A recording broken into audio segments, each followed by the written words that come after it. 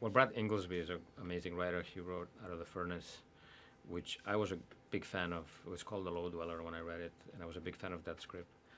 And so when I read this one, I immediately wanted to do it, especially because I mean, he's very good at developing these characters and a world. He really knows about the world, and initially was set in Philadelphia, but it had every element that the movie is practically the same as his script as he wrote.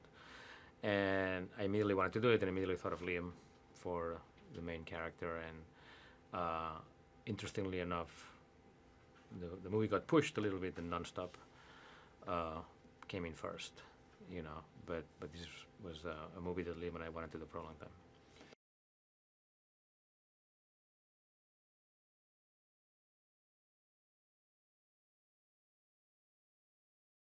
He is a man looking for one opportunity to redeem himself, and I think in this movie he gets that gift. You know, yes, it's all that happens is sort of bad, or it looks like a big problem, but in his eyes, this is a big opportunity to redeem himself and reconnect with his son. I think the outcome of the movie is not whether he can solve the problem, is whether he can earn the right to be called a father by his son by the end of the night.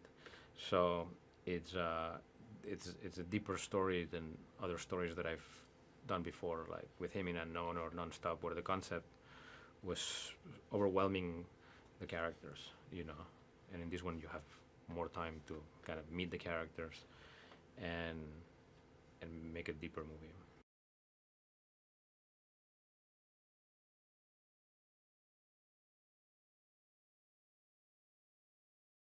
Yeah, I mean, thematically, it's about fathers and sons. It's about the kids paying for the sins of their fathers, you know, in different ways.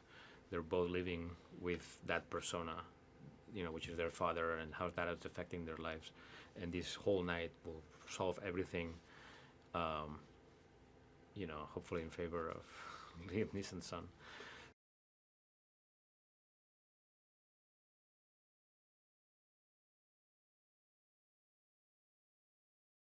Yeah, I think it all starts with Liam. Liam is an actor's actor, and every actor wants to work with him. The script was amazing. The characters were already very fleshed out.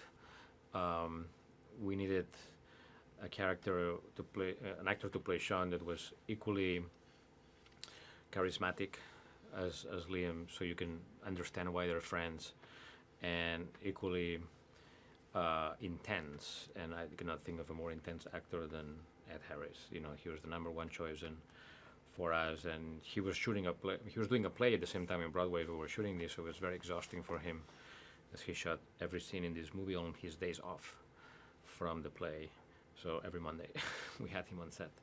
And when you think about casting Liam Neeson's son, you need somebody who has a great physical presence, great acting skills, and also has to be charming and charismatic, and that's Joel.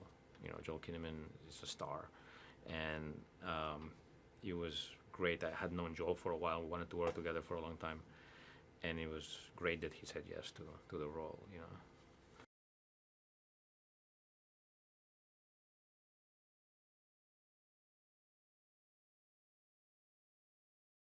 Yeah, that's what we tried. I think that comes from when I shot Unknown in Berlin, and after I shot the movie, everybody was like, "Oh, you've done a love letter to Berlin."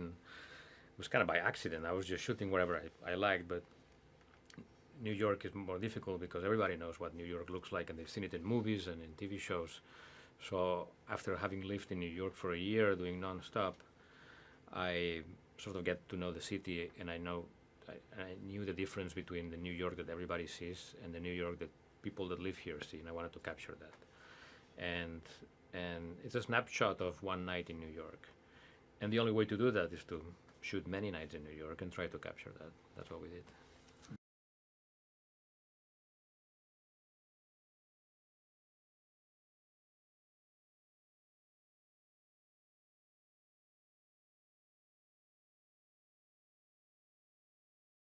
I obviously love the characters more. It's so easy. You just sit down, relax, and let these guys do their job, and I just point the camera. Every time is a car chase Fights are okay because they're so well rehearsed, but anything that is like the subway scene, where you're dealing with trains and people and choreography, that's really painful because you have to get the timings right for the thriller aspect of it, and yet nature is fighting in you in every level. But a scene with two great actors sitting on a table, that's what I love to do the most. You know, just forget that you're directing a movie and just watching it.